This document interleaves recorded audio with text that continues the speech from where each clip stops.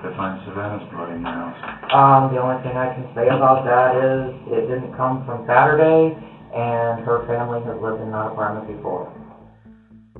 That's what I'm going to say. August 9th, 2017, 8:54 p.m. Google. If a pregnant woman holds her breast, does the baby keep breathing? And she grabbed my hair, and I pushed her. And when I pushed her, she fell, and she hit her head, the back of her head, on the sink. I did cut her,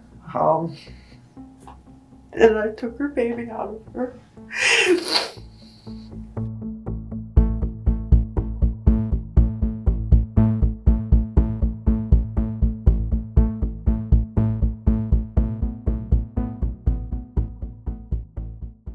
Watch him move through the aisles, a large man in no hurry, picking up a pair of shoes, a package of yarn, a bag of diapers.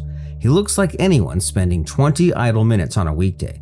He has no way of knowing that the ceiling camera tracking him is recording something he will never fully explain away.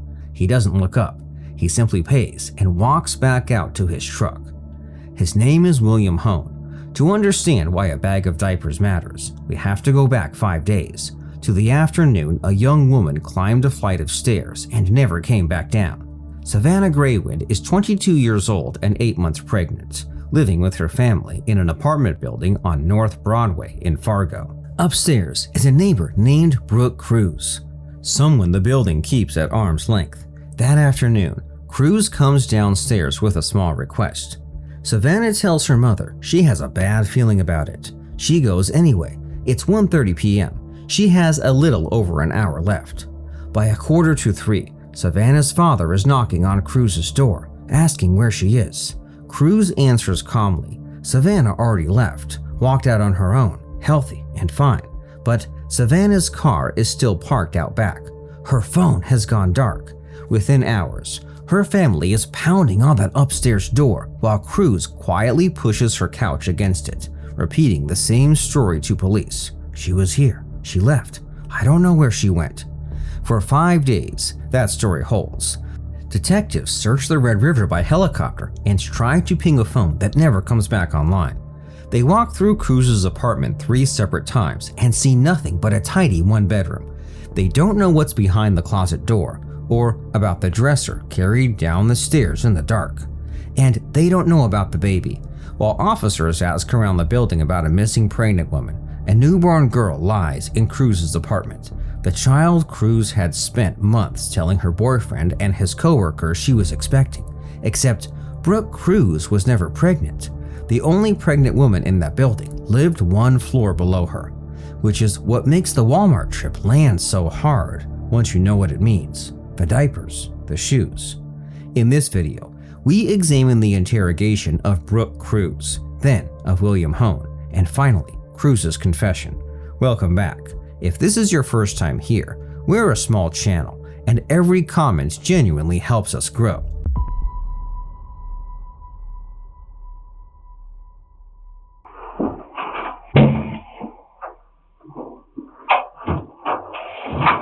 Sorry, it wasn't that long. It's really ill.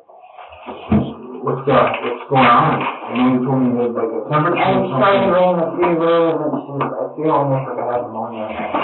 When that start? Oh, I don't know. Tuesday. Okay. Sounds good. I'm not gonna eat it. No. You been to the doctor for it? No? Okay. I just started trying to work I out. went to the doctor. Yeah, I was my plan was if I didn't feel better soon, then go and get it checked out. Okay. I'm Nick again. I don't know if you remember from the apartment or not. This is Josh. So we're both with the apartment. Obviously we have to do a search warrant on your house. I just kind of want to talk with you about the circumstances surrounding that. Sure. I know you talked to Detective Swan a couple of times over the weekend, and then maybe a couple other officers that come through the apartment. And that we were investigating the whereabouts of Savannah. How did you know Savannah well? Not very well, no. I mean, nobody in the apartment building knows the other people. Okay, it's not a real social building. How long have you lived in the building? Almost 2 years. Okay. How long have you lived in Colorado? Yeah, same amount of time. Same time. What's your relationship with him? To Will? Yeah. I'm his girlfriend. Okay. And how long have you been together? Oh, geez. I've known him for about 6 years, and we dated once for about a year on and off, and then we broke up for a couple of years, and we got back together. We've been together ever since this time, since 2014. Okay. And he's been living with you at the apartment? Yeah. Okay. How many stays there every night? You stay there every night? Not every night. Sometimes he's been known to leave. I'm gone for a week or 10 days at a time, and then come back or whatever. Just when you guys are arguing? Yeah. Or in the last month or so. Here's the pivot. After all that warmth, the detective drops the only question that matters. Where's the baby's mom? Cruz doesn't deny. She manages. She cared for the infant a short period. Should talk to her doctor. That non-answer is an admission. She's just placed a stolen newborn in her own hands. In regards to the search warrant today, any questions or wondering where we're at with things? Or? I'm just update, Sure. There's investigators at your house right now. Okay. And they'll be there for a while, just finishing up their warrant. Right. We're obviously very concerned about Savannah. Sure, And absolutely. that's why we're here. That's why Absolutely. we're at your house. Okay. Savannah was 8 months pregnant. Yep. When she went missing. Yep. I asked at your house about the infant. Yep. At your home. Yep. You kind of only answered that question with me as to who you said the baby's healthy, which is good. We want to put emphasis on that. My question to you is where's baby's mom? When it comes to that, all I know is I was asked to take care of the baby for a short period of time, and that's what I've done. Above and beyond that, I probably should talk to an attorney. Okay. So somebody made a request to you? Yes. And I've just been trying to take care of the infant until I don't have to take care of the infant anymore.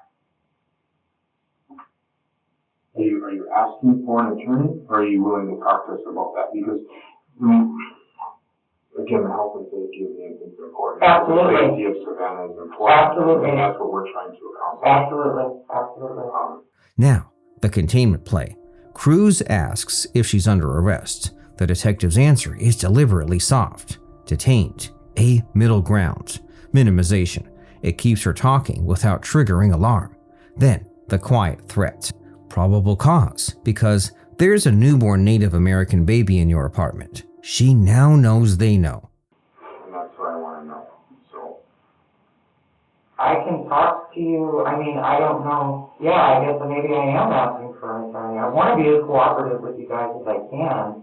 if there's anything that you could tell us that would... Without worrying up, you know what I mean? Right, yeah, no, let's find Savannah, if we understand, and that's... I have no idea. What I told the officers on Saturday and Sunday is absolutely true. When Savannah left my home at 2:45 on Saturday afternoon, she was well and healthy and walking on her own 2 feet. Pregnant. Yes.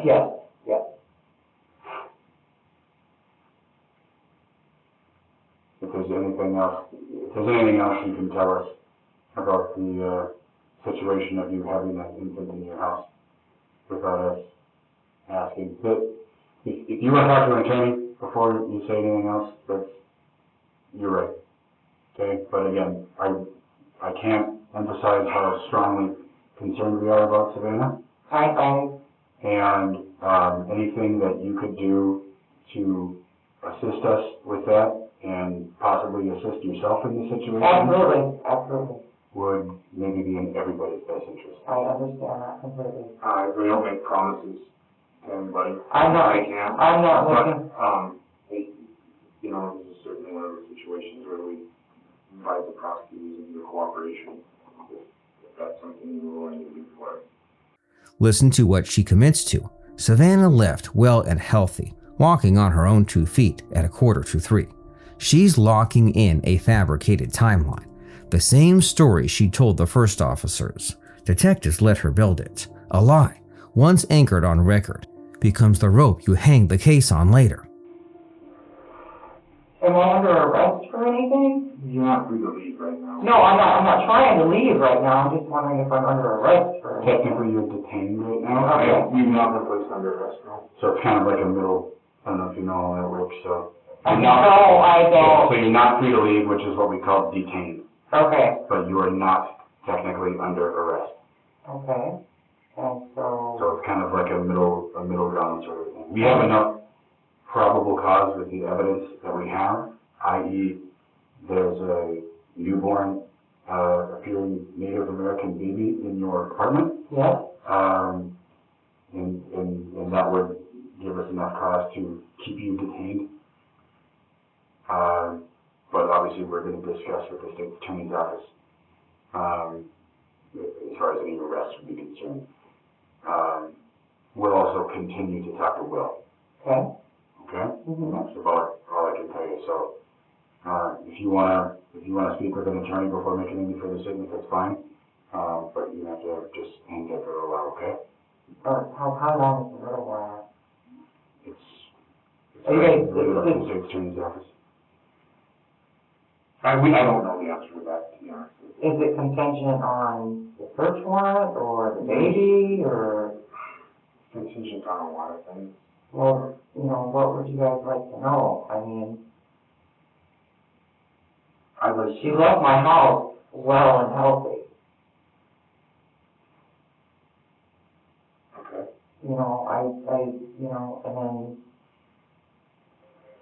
I'm walking a fine line here, guys. I really, I mean, The ambiguous invocation.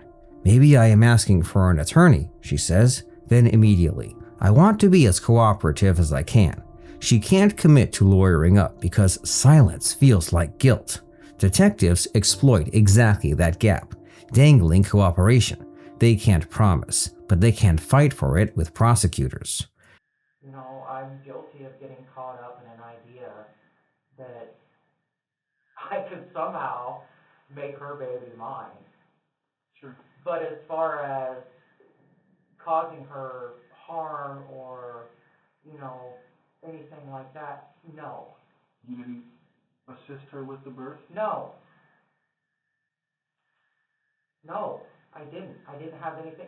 Come on now. You talk about timelines and chronology. Well, you have all the home birth stuff at your house and... You talk about the timelines and the chronology. Okay. She was at my house from 1:30 to 2:45. She left as soon as her dad came to the door. Okay. By 4 o'clock, I was out on the stoop with Mr. Graywind.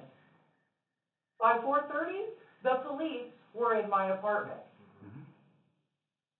So by your own standards, detective, I couldn't have helped her.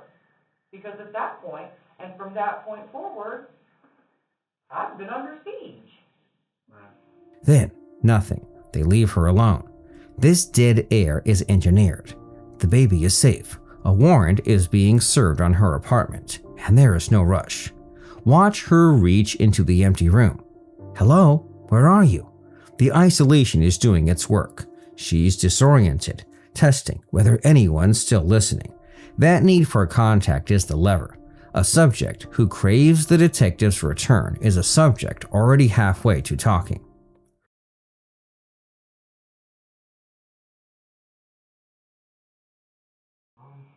Should we just start with Saturday?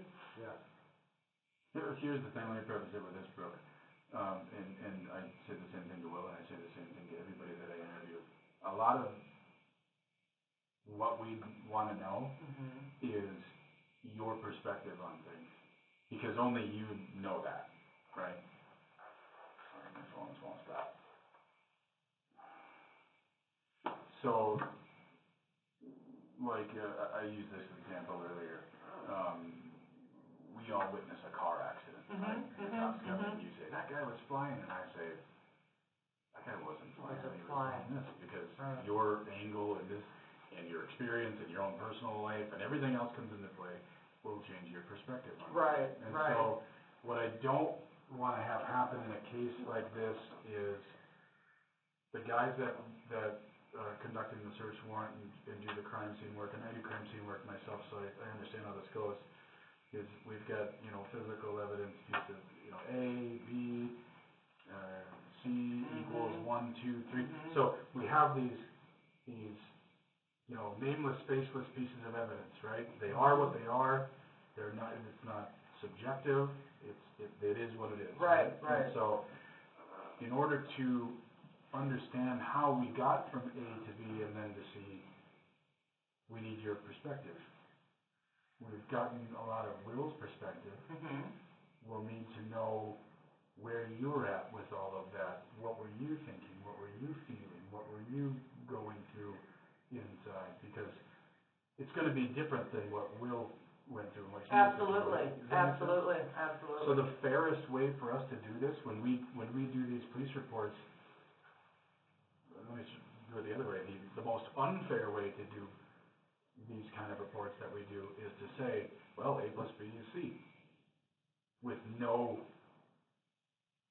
interjection from you, no offering from you, right? So the fairest way for me to say, to answer your question, well, what are we going to talk about is... Now, the fiction in full. Cruz claims she coached a miserable Savannah to break her own water with a shish kebab skewer and run away, dropping the newborn at 3:30 a.m. and vanishing. It's a story built to explain a baby with no mother. The detective's verdict is flat, completely untrue. Did you provide her anything? No, sir. No, sir. The only thing that I have done is take that baby and watch that baby. I mean, I can't tell you how many times I've wanted to take that baby downstairs. Why didn't you? Scared. Scared of what? The gray wind's murdering me, mostly. Why didn't you call us? Because I felt at that point the police had already been up in my apartment. I just felt like I was in too deep at that point. I really did. I mean... But how so, though? But that story would explain what happened. Absolutely, but at the same time, Will had that warrant, and, I He's got a $300 fine. I know. It wasn't that big of a deal, but he didn't want to go to jail, so, I don't know. I don't know why I didn't assist you guys better. I don't know why I didn't come clean, but that's the truth of it. I mean, that's the reason why she wasn't in my apartment. That's the reason why there wasn't a baby in my apartment Saturday both times or Sunday when the police were there. I had no baby in my apartment then because the baby wasn't there then.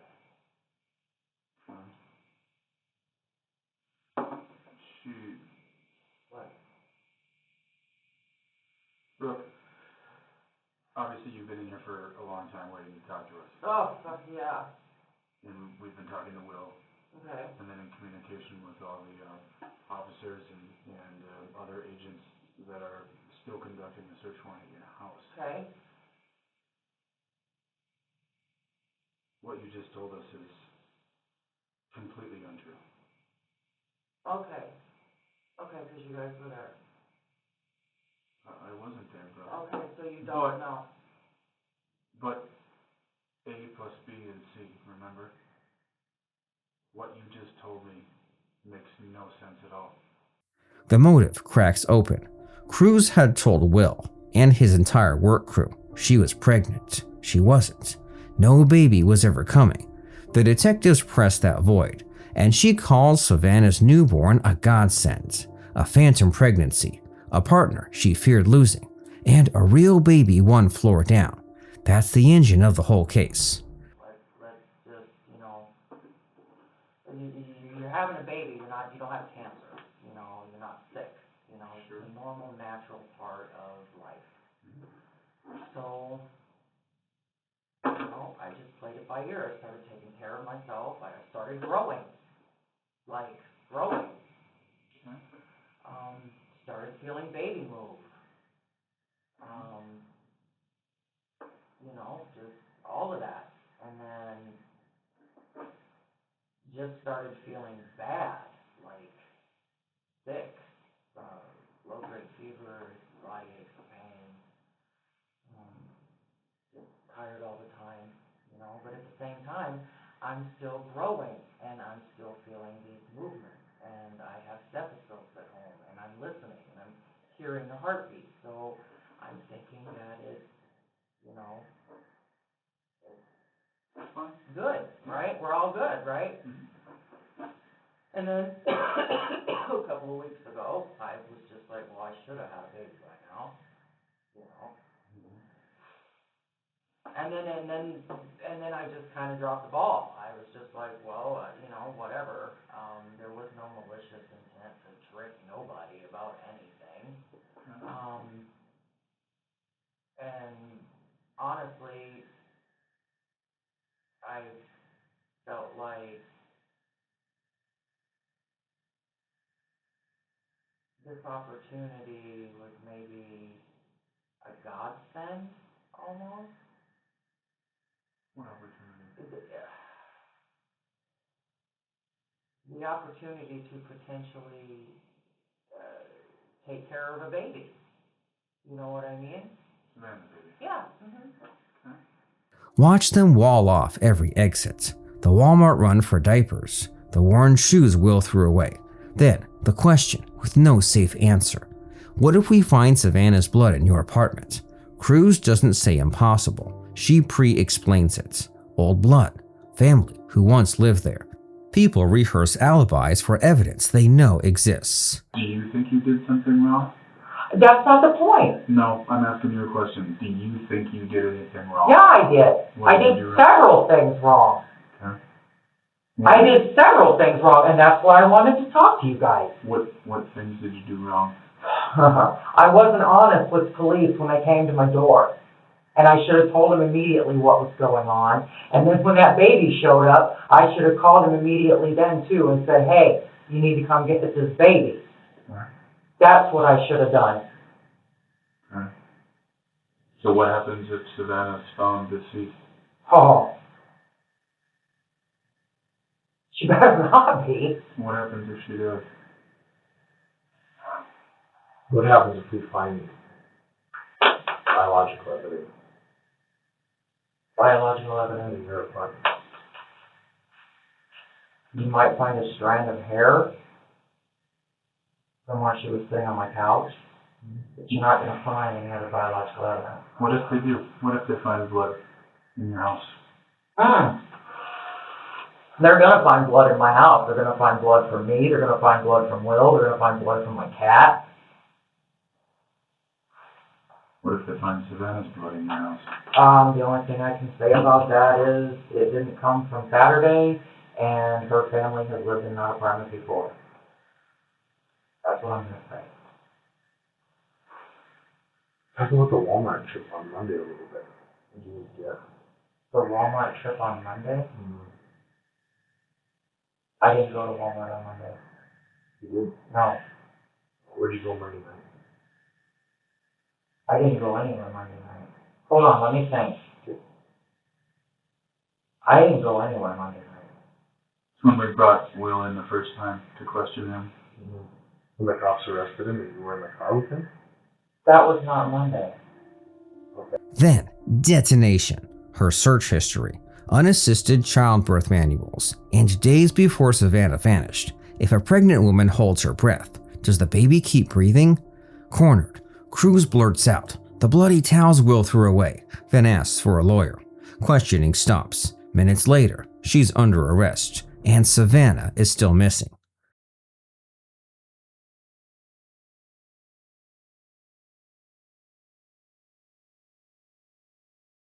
So, who do you work for again? Roof, mostly Thompson Homes. It's a assured quality roof. Assured. Mostly new constructions. Okay. And your boss just say, hey, here you go, like company truck, it's kind of the deal. Yeah, the work truck.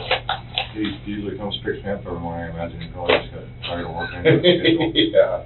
You know, and then he's been talking about it for a while. He's got another guy that kind of fucked up and kind of lost his truck privileges for not being, you know, show up and do what the fuck you're supposed to do every day. Well, Sure. wasn't showing up and doing what you're supposed to do every day, so. No off instructor. What state are you licensed in to drive? I'm expired out of Minnesota. It expired on my birthday, which is just like this month. Yeah, so like, I just haven't gotten down there to fucking take care of it. Yeah, I'm pretty sure I'm not suspended or anything. I have no idea. I'm just, I guess, for a matter of identifying you in our paperwork. Yeah, I'm Minnesota driver's license. It's my last current, and then it just expired like this month on my birthday. Let's start with your basic information. William? Yep. You go by William or Bill or? Well, Will. What's your middle name, William? Henry. Named after my grandpa's. Bill Hank, yeah. Willie Hank. Yeah. Spell your spell your last name, brother. It's Hoehn. How do you pronounce that? We say it Hain, Hain? like the N word with no S. Oh yeah, no, I went to school with a Hain. Really? I don't know, I think it's spelled differently though. I've heard of a Bane. Bane. A B-O-E-H-N. Yeah, I've heard of that one too. Yeah. What's your date of birth? 8385. And your address? Well, no, I don't have a solid, like, address. It was like, I kind of crashed with Brooke up at 2825, but like. Is that where you get mail? Yeah. Okay. Yeah, that's the only solid address I've had with mailbox. And your phone number? Don't have a current phone. Okay. How would someone get a hold of you? Stuff on the place or mail. Like it. Okay. I had an Obama phone, dude, but I broke it. And like, you know the Obama phones of like the emergency phones of like everybody gets one, and it's like half a meg and unlimited text messages, and then like 500 minutes of like talk. I had one of those, but broke it. Okay. How long have you been without a phone? I don't know. Couple 3 weeks, 4 weeks. Okay. Okay. Been a little while. But like even when I had that one, I like. Who's the carrier on that? Who's the company? Oh, dude. I don't even know. I never read that contract. Yeah. Watch the disarming. They let Hoehn ramble. His truck, his job, his Obama phone. This isn't aimless. It's the oldest tool in the room. A relaxed suspect who thinks he's not a suspect volunteers everything. Every casual thread he hands them now is one they can pull later. What do you do when you get dropped off? Go inside, go upstairs, go home. About what time is it? What, 2 is what you told me? So probably about 2:30, yeah. Something like that. Sounds I didn't know if you guys, went to the bar or whatever. No, and again, like, got off the roof. I don't carry a cell phone with me, so like, Yeah. you know, everybody's got like a do. No, what time it is all the time, yeah. Right. So. Okay, so you get in, you go upstairs. I seen Brooke, and she introduced me to that Savannah girl, and she just said, "Hi, honey, bedroom. This is Savannah." Hey, I went to bedroom, started to like undress for my day, unwind my shit, empty out my pockets, fucking fired up my computer. Yeah, I fired up my computer, started my shower, and her dad fucking come knocking. Savannah's dad? Yeah. And then she took her off. Did you answer the door or what happened? I was like fucking half naked in the bathroom. I just heard. What'd you hear? I just heard her dad talking. Oh, Couldn't understand what he was saying. I had the bathtub running. okay. As she took off at that point, some point I got out the shower, I went to the store, went and did some running around. And at some point, her family was back upstairs, like when I come back, because I had to be like, excuse me. That might have been later though. That might have been after y'all had been called. Okay. Her dad was up there at some point, scared the shit out of Brooke.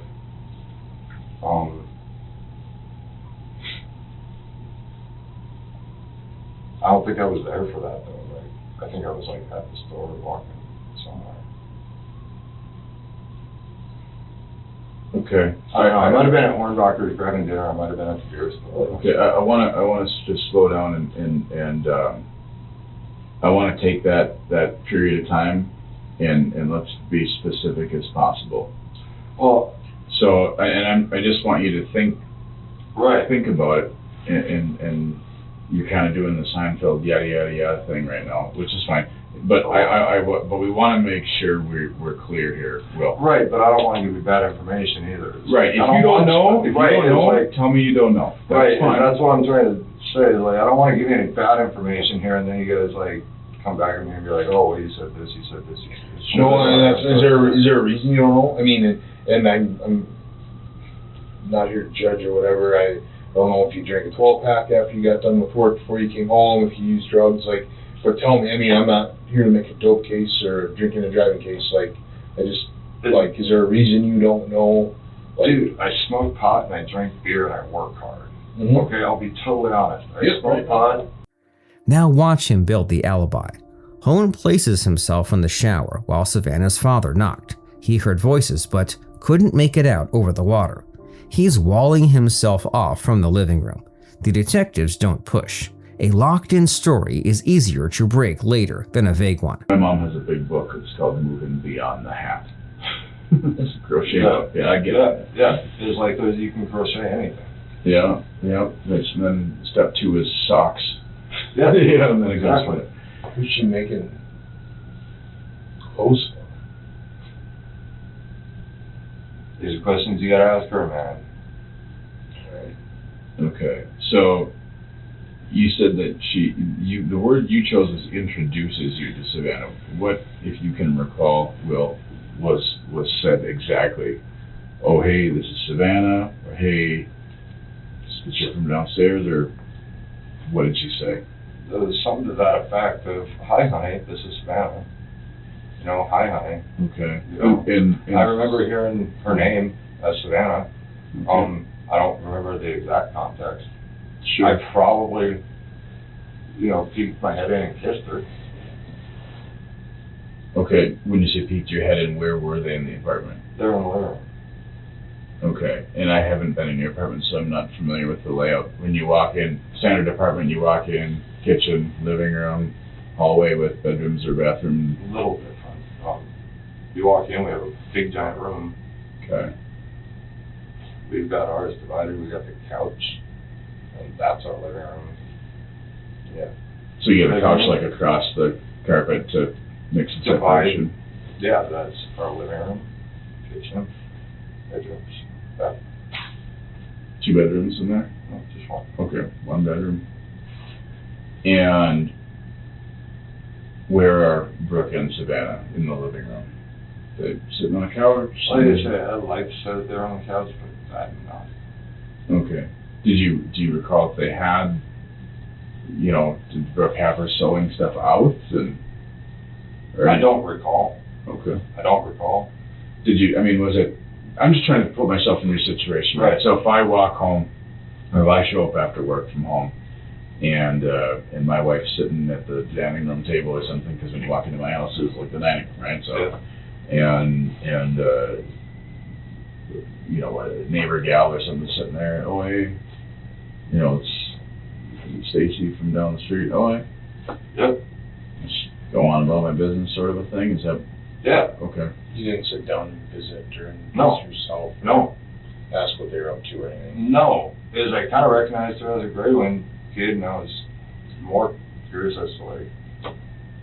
Well, that's what I'm saying. Was it like, oh hey, like what are you doing in my house? Sort of No, thing? it wasn't that at all. I mean, I trust Brooke to make the right decisions. She doesn't have to open the door. Well, sure. She didn't want to fucking open the door to.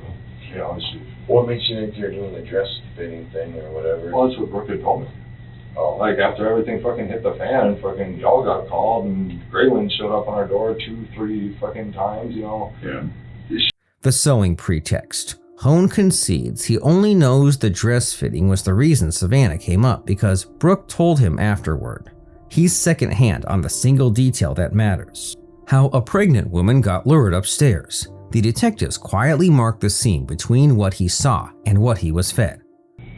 Call it that. I don't want to give you guys the wrong impression here. Just for clarification, I don't want you to be nervous that I'm trying to like trap your mouth or something. I'm just trying to not put words in your mouth, so. I know, totally understand that, but you gotta understand that, okay, run my shit, dude. This is not the first time I've had, encounters with law enforcement, man. Okay. And, like, I totally get what you guys are going for and what you're trying to do. I just don't want to give you the wrong impression and put myself in a shitty position of like, oh, well, you fucking lied to us. Let me just because shit gets nasty. What are we trying to go for? I'm curious. I don't fucking know. I just have to make sure that I CYA, dude. All right. CYA. No, that's fine. All right, that's all. It's just CYA. I get that. Well, so I'm let me put trying to be as helpful as I can to you guys. Right on. I appreciate I it. am trying to be as helpful as I can be to you guys without giving you guys any bad impressions or any kind of fucking mixed up information. Sure. You know what I mean? I don't Yeah, want to give you shit that I'm not sure of. So here's the I don't thing. want to give you shit that's Not correct. right. I get right. it. So And I don't want to give you guys the wrong idea. Like I peeked my head out, and you know, if somebody saw me peek my head out, they said, "See me peek my head out." You know. I think you're thinking a little too hard about this. I might be overthinking it I a want you little to bit. relax a little bit. So here's just for clarification purposes, Will. My goal, our goal here with you, is to as detailed and accurately as possible nail down everything you may have heard, seen, know, whatever, to try and help us find this poor little girl. Right. Okay? Okay. We're not trying to trick you into anything. I just want you to relax, talk freely. I'm looking for your help, is what I'm looking for. I get that, man. I get that. So, It's just, I've been on the hard end of y'all's stick a couple times, I get alright? it. And Okay. like, you guys gotta respect that at least, you know? Yeah, Like, I I totally totally agree. respect that you guys are law enforcement officers. I'm not an F the police guy. I totally understand what you guys do, especially these guys out there in the blue. yeah, You know, as they're putting their lives out there, and you guys too, because I'm sure you guys started off in the blue, right? we did. Right? Yep. I mean, I get that. I totally get that.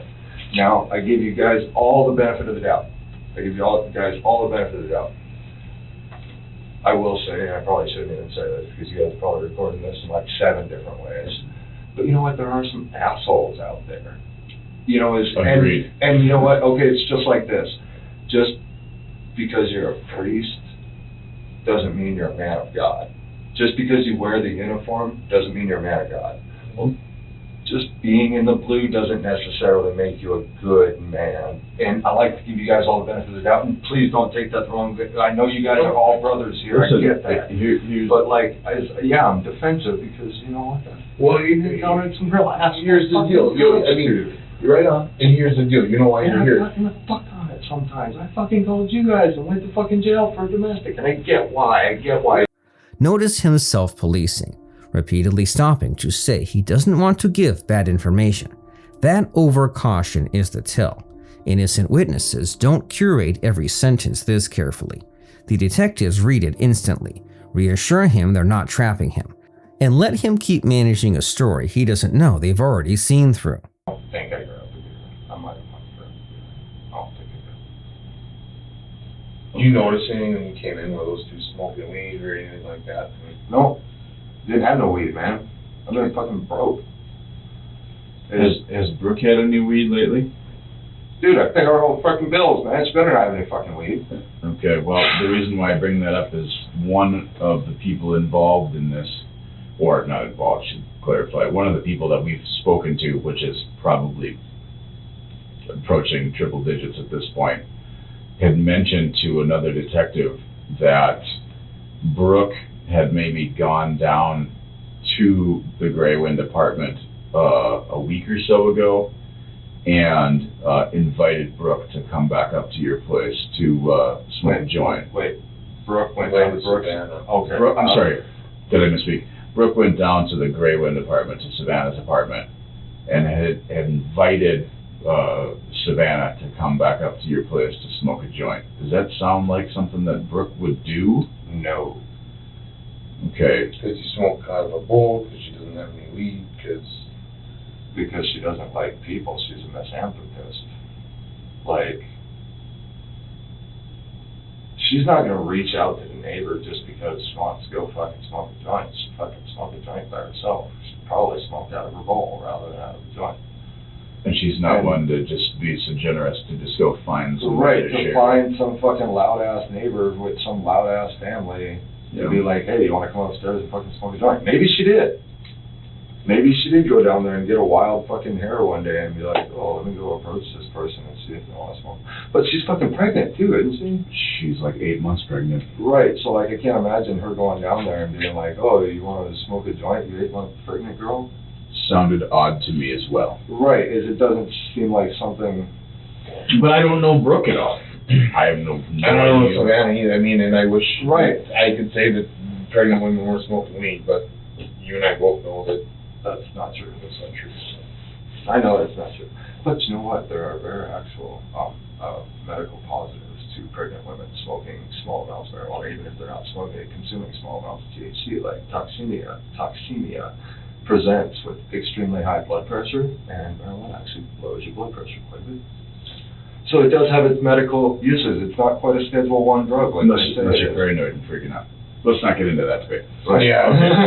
Neither of us, none of us are gonna change that. Okay. Right. So right. probably about 20 minutes from the time you got home Something like that. Yeah. till, About 20-ish. to the knock on the door. Yeah. Okay. Then they float the marijuana story. Did Brooke invite Savannah up to smoke? Hone kills it. Brooke's a loner, a misanthropist. She'd never. He doesn't realize he's just demolished Brooke's own cover story, confirming the sewing invitation was a deliberate ruse to isolate a pregnant woman upstairs. So I went for a fucking walk. Like, straight up, I'll fucking admit that. Like, I didn't want to go for a fucking ride with you guys like I am tonight. Right. So I went for a walk. I mean,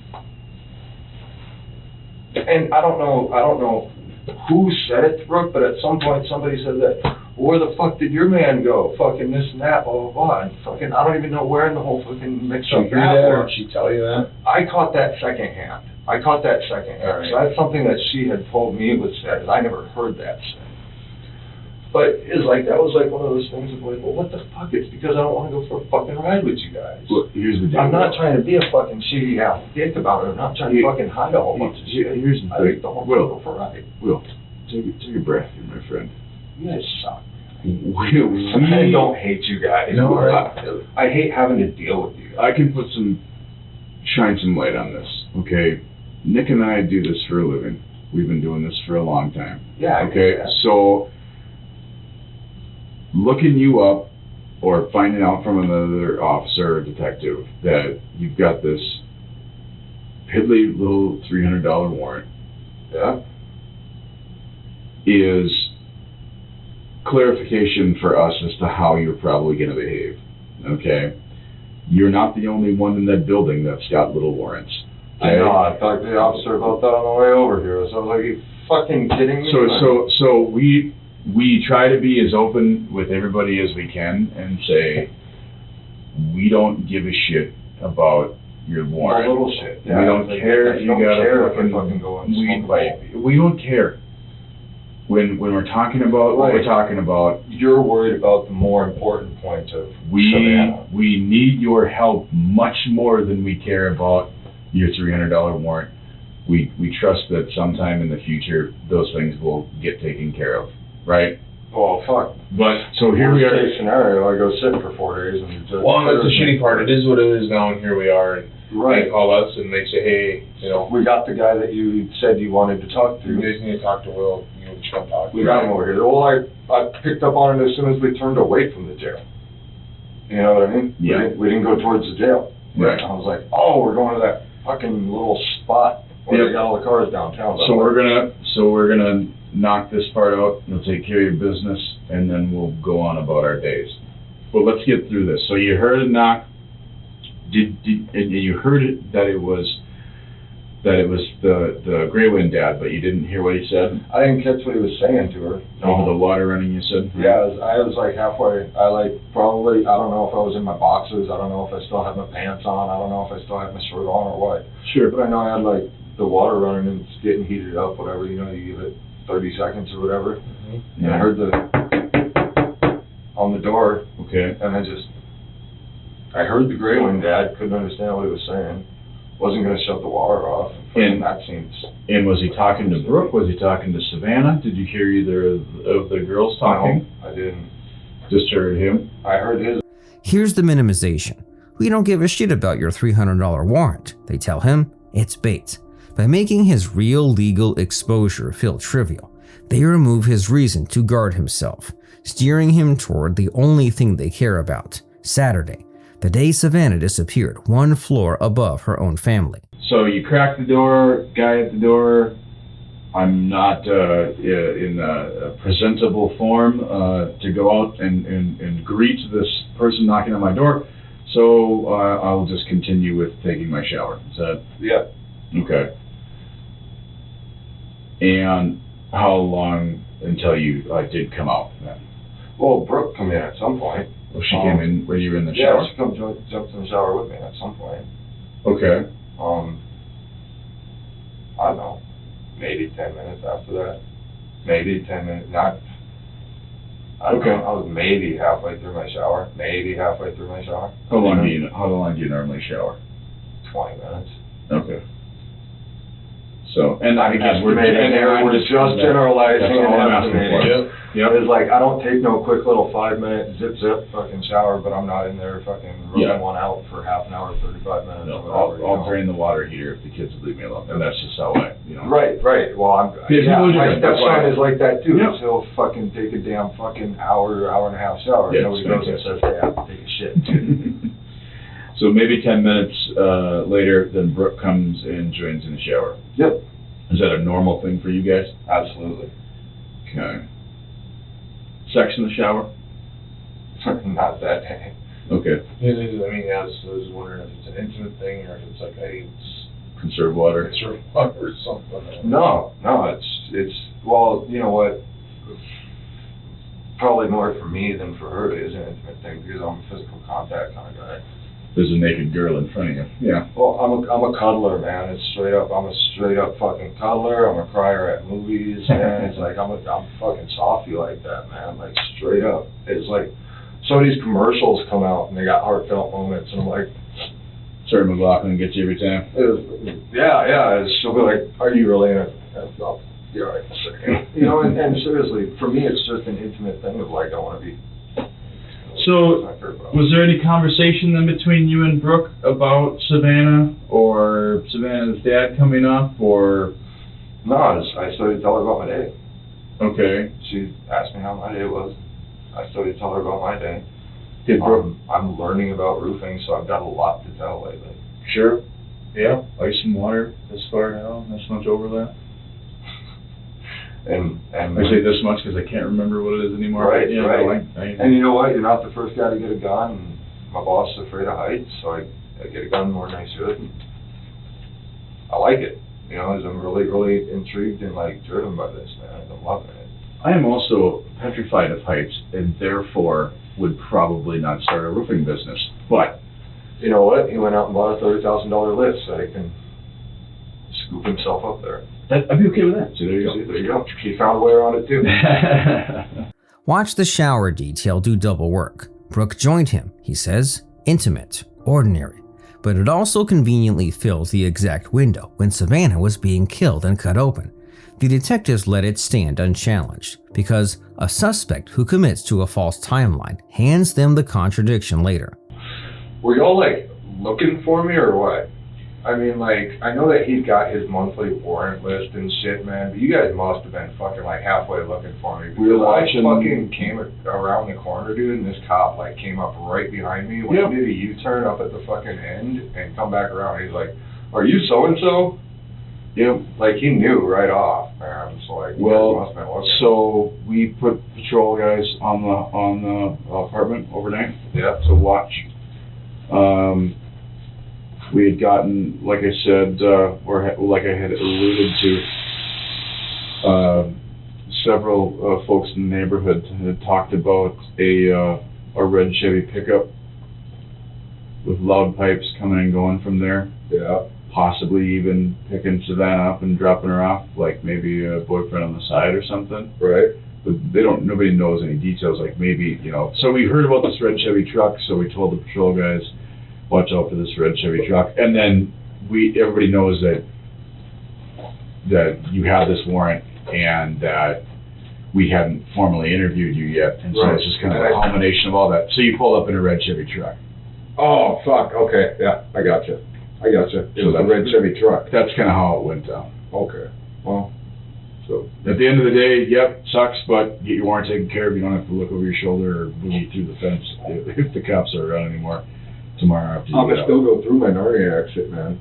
There you go. It's my exit to Narnia.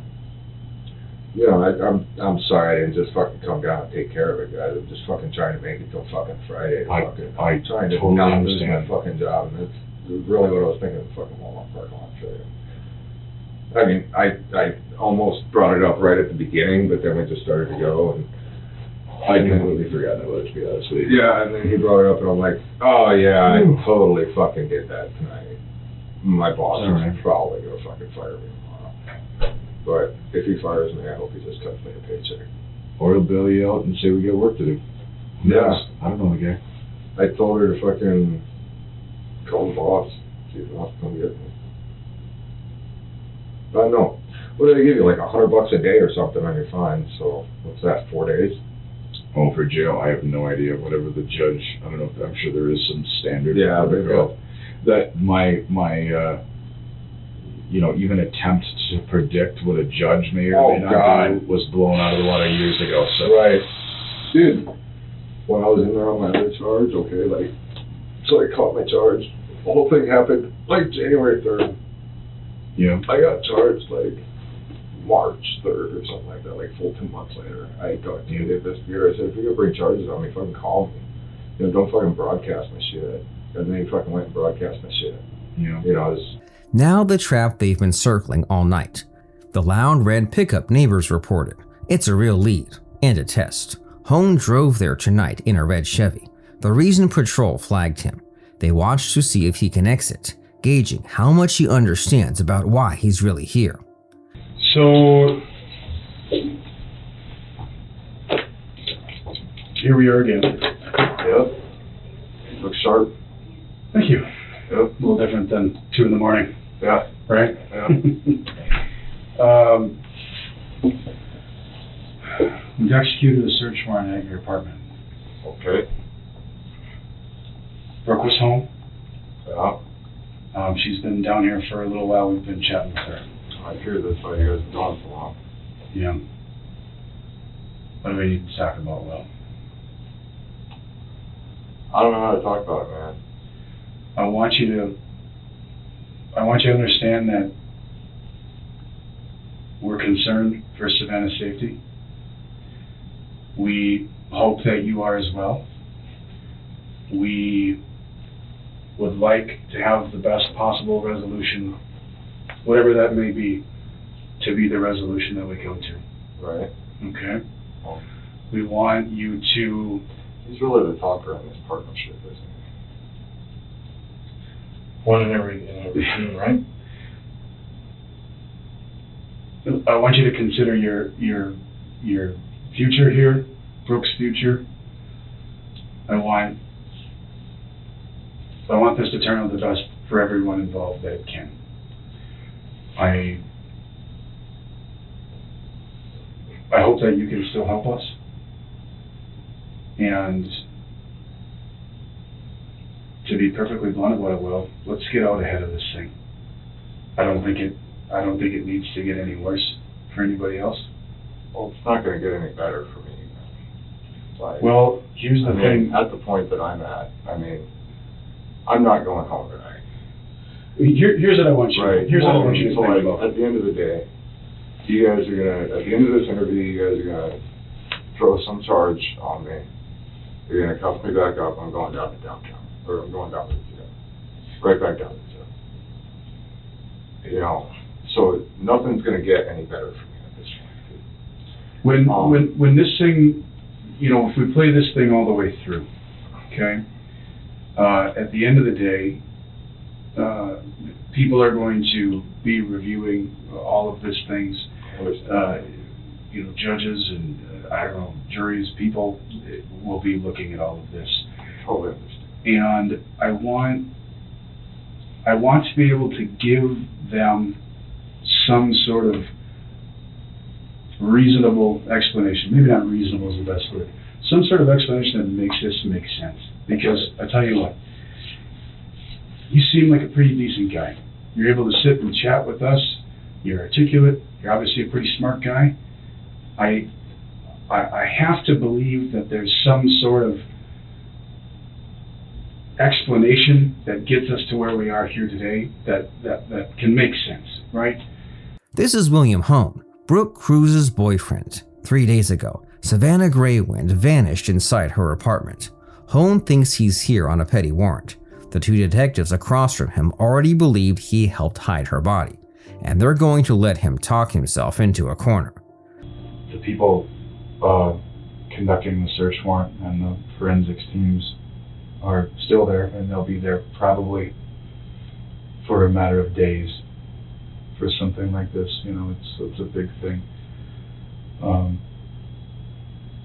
Regardless of, like I said, what you believe Brooke may or may not have told us, they've been giving me updates,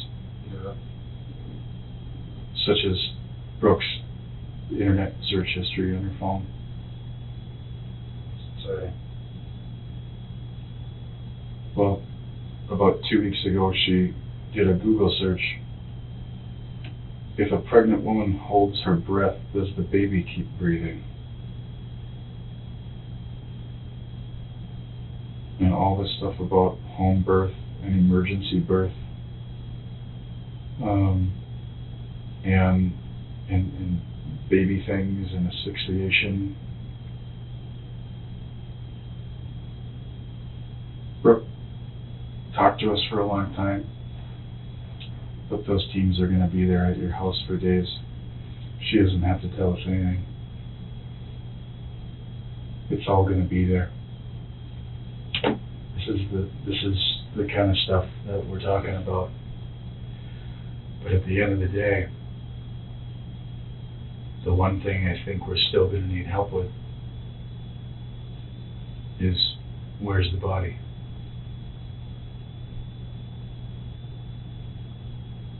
And I want to be able to say that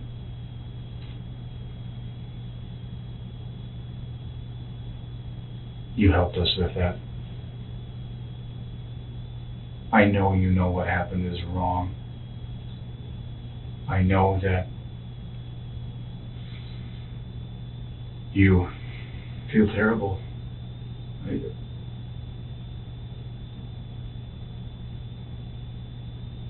But I need you to tell me that. I want to believe that you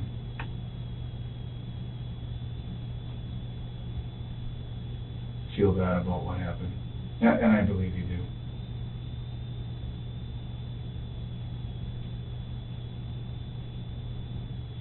Just a little bit of grace.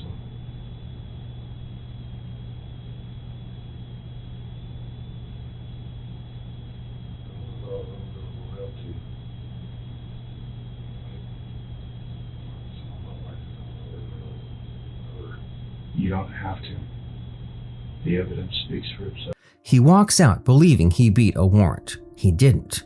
He gave a DNA swab, a full timeline, and an alibi, every word recorded. Days later, Brooke Cruz confesses that Hone tightened a rope around Savannah's neck, and everything he carefully said in his room becomes evidence against him.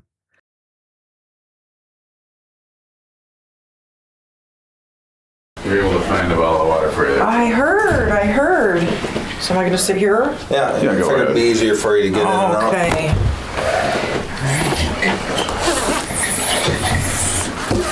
De-winterize. Yeah.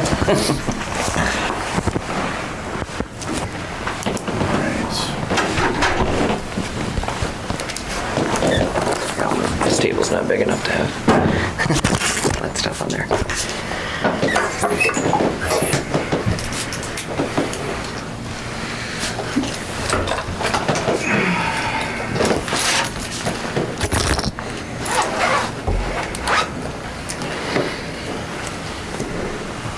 Okay.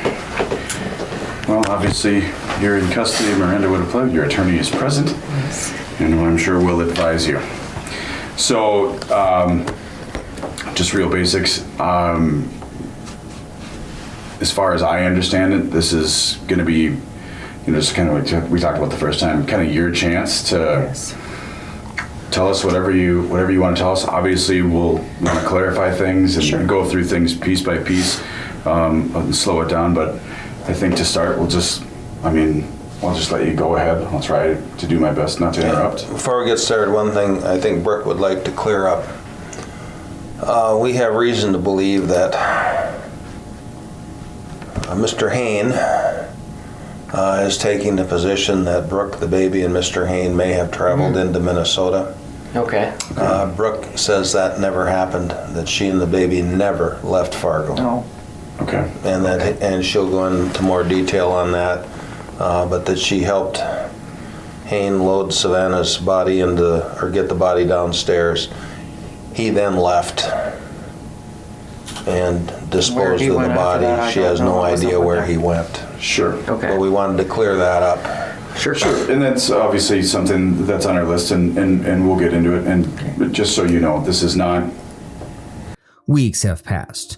Brooke Cruz now has a lawyer, has been read her rights, and has already agreed to plead guilty. This isn't an interrogation anymore. It's a reckoning. And the detectives are listening for one thing. How much of this was William Hone? You know, I'm not going to be overbearing in you. I mean, whatever you want to say, like I said, we'll clarify some things. If there's things that we get into that that come up that I may ask you, okay, well, what's the best way do you think for us to be able to verify something or disprove something? Because there's things that that we can, and there's things that we just can't, you know what I mean? Right. And so as we go along, we'll touch on that. Okay. And if things like that, and if there's something you don't know, you don't know. Okay. Mm-hmm. So. Okay. So I guess, I don't know, I guess you guys want a little context, maybe? Context is great, and I'd like to start, I mean, as far back as we can. You know, how... I want to keep my information, I want to keep what I say relevant to this case. So I don't want to add too much, I don't want to go into too much detail. I guess basically I can start at the beginning.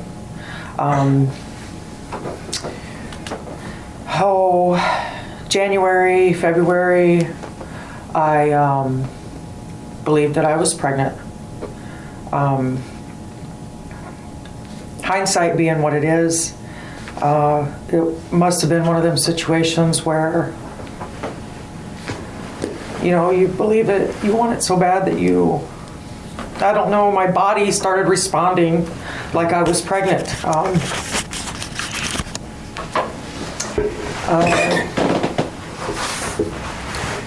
Time went on, months went on. I told myself that I did not, and I do, this is, the way I still believe that I don't believe in, necessarily going to the doctor. I don't believe in, pregnancy is not a sickness, it's a natural thing. Here comes the confession in her own flat voice. Cruz lured Savannah up with a sewing ruse, confronted her, and, after a struggle, cut the baby from her body while she drifted in and out of consciousness. The plan, she admits, was always the baby. This is the moment the case turns from missing person to murder. What I seen her do to my cat, stupid shit. What I seen her do to my cat, and just the family, accusing all the neighbors of stealing stuff. That was the rationale. That was the justification that I was using for hurting this girl. And so she came in, and I had the stuff laid out on the desk, which, was by that little hallway, and, and then you turn around, there was the bathroom. Mm-hmm. And that was when I did confront her with what I seen her do to my cat, and just all the accusations, and we got into a scuffle. There was a scuffle, and she grabbed my hair, and I pushed her. And when I pushed her, she fell, and she hit her head, the back of her head, on the sink. And she landed right there. That was where it happened, was on my bathroom floor. Her head was, right by the toilet, and her feet were at the door. So when you pushed, sorry to interrupt, you pushed her, she kind of fell into the bathroom? Yeah. We were in the hall, like right there. You know how, I mean, I don't know if you remember how it is, but right there. And then I pushed her and she did fall. And that was when I, you know, took action, I guess, for lack of a better term. And so I grabbed, it was either a utility knife or a blade. And she was waking up, like she would pass out and then she would wake up and then she would pass back out and then she would wake up, but it happened so fast. I did cut her. Watch her divide the guilt. By her account, when Hone walked in, he fetched the rope and tied it. If she wasn't dead before, she is now. It's a confession that carefully places the killing blow in his hands. The detective lets it stand, fighting against Hone's own story. But at some point, very shortly after that, Will tries to come in the bathroom door, but he can't get the door open because her feet are there. So he opens it a little bit and he sticks his head in the door and she's laying there and he goes, you know, what the fuck are you doing, or something like that. And at this point I'm sitting beside her and she hadn't woke up, like she hadn't come conscious for a minute or whatever. And I honestly didn't know if she was dead at that point or not. All I know was that she had been coming in and out of consciousness, like she was not dead when I cut her baby out of her. And I looked at Will and I said, please help me. I was sitting on the floor next to her and I was covered in blood. And he shut the door. And when he came back in, I moved her legs out of the way so he could get in. And when he came back in, he wasn't wearing any clothes and he had a rope in his hand.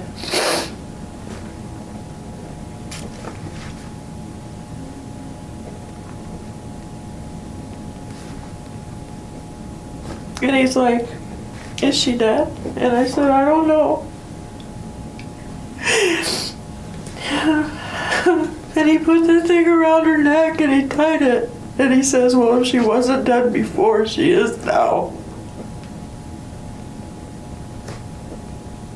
And then he grabs some towels and he goes, now I'm gonna move her. And when I move her, I want you, because I was just like in shock, like I couldn't believe what I had done. I was just sitting there. He's like, when I move her, I want you to wipe. And he did this with his hands, side to side motion. Now, the detective goes back further. The false pregnancy, the suicide search from February, the chilling query about how long a baby survives if the mother stops breathing. Cruz reframes each one as innocent, tied to Hone's choking or her own despair. He's mapping premeditation. She's dismantling it, search by search. So, but for me to go into detail, I only know what I know about his weird relationship with Tanit. And that's probably a whole 12-hour conversation. Oh God, yeah. Oh yeah. With him, because I don't know. All I know is that whenever I got tough about responsibilities and doing what you needed to do to get your life together, he would run to her. So. Okay. So that kind of explains the search in February. Now, there were a couple other searches that were located in regards to how, and I don't have direct quotes in front of me, but how long can a mom hold her breath and the baby still survive, or how long does a baby survive without injury? Yeah, that was a search for me. That was when I thought I was still pregnant. Because of the choking, he was choking me when we were having sex. And so I was worried about it because this guy, and there's a lot I'm not saying, as far as some of the things that he would talk about, he talked frequently about killing a woman. Like in a fantasy sort of way? Yes. Like a sexual fantasy sort of way? Yes. I don't know if it's related to his involvement with what happened to Miss Graywind. But I do know that the whole year that's what he talked about. Like that was his thing. Mostly when he was drunk, which was whenever he wasn't working. And again, I wasn't there. And I don't know the relevance. Steve wasn't there. Right. The only people that were there were you and Will and Savannah. Right. And so you're the only ones that know exactly what happened. And like I said, when we first started, there's things that we might be able to prove or verify, and there's things we might be able to disprove, and there's things that we probably won't. Right. And so it's difficult for us when we hear, especially in a case like this where there's so much periphery talk, mud in the water, as far as I'm concerned, most of it. But when we hear different things from you, then we hear different things from Will, or if there's evidence or seen things that suggest a totally different thing. Here, the detective becomes a forensic skeptic, a full-term pregnant woman sealed in bags, hidden in a closet, then a hollowed-out dresser carried to a Jeep with almost no blood? It sounds amazing, he says. He's not accepting her tidy account. He's signaling the physical evidence tells a messier story. From the time that... Well, you are the only one that knows the timeline. As far as like when the police showed up at my door for the first contact, that the mess was already cleaned up. Like there was no, if the officer put in his report that there was no visible blood or signs of a struggle, that's because it was cleaned up. Sure, I get that. I'm struggling with the logistics of here's this woman who's a full-grown woman, and not only that, she's very pregnant. Yes. And she's not a teeny tiny petite little thing. No. From your bathroom, where this happens, into plastic, into a bathroom closet, out of bathroom closet for further packaging, and then into a hollowed-out dresser, carried downstairs into the Jeep. Yes. And the only thing you had to clean up was blood and some amniotic fluid in your bathroom. I do believe the term that you used was amazing. It sounds amazing to me. Inexplicable. From working crime scenes. Yes. I have been 100% honest with you. I mean, I might be leaving things out of this as far as like chronological order is concerned, but... I'm sorry, Brooke, there's just things that I used to have. I drove that exact same Jeep for 5 years. Okay. I know what fits and what doesn't fit in it. My little ice fishing sled that I go take my kids ice fishing doesn't fit in the back of that Jeep. Even if you lay the seats down? Yeah. It's not wide enough. I'm not sure. I'm not sure what your theory then is, because I've told you I have nothing to lose here. I'm pleading guilty on Monday. I understand that. So I'm trying to be as helpful as I can, and I'm telling you that's what happened. Well, that's the vehicle that was used to transport her away from the property. Sure. By the end, the picture is complete and grotesque in its calm. Cruz narrates dismembering furniture to conceal a body, ropes, duct tape, cleanup, as if reciting chores. Savannah Graywind was killed for her child, and the detectives now have what they need to pursue William Hone too.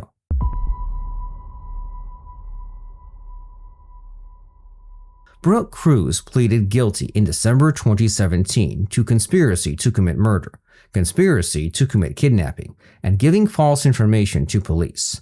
On February 2, 2018, a South Central District Court judge in Fargo sentenced her to life in prison without the possibility of parole, the maximum available under North Dakota law. William Hone was convicted by a jury of conspiracy to commit kidnapping, but acquitted of conspiracy to commit murder. He was separately convicted of lying to police, conspiracy to lie to law enforcement. At his October 2018 sentencing, the judge imposed a life sentence with the possibility of parole, citing the exceptional depravity of the crime. Hone had faced a maximum of roughly 20 years on the kidnapping conspiracy count alone before the enhanced life term was applied.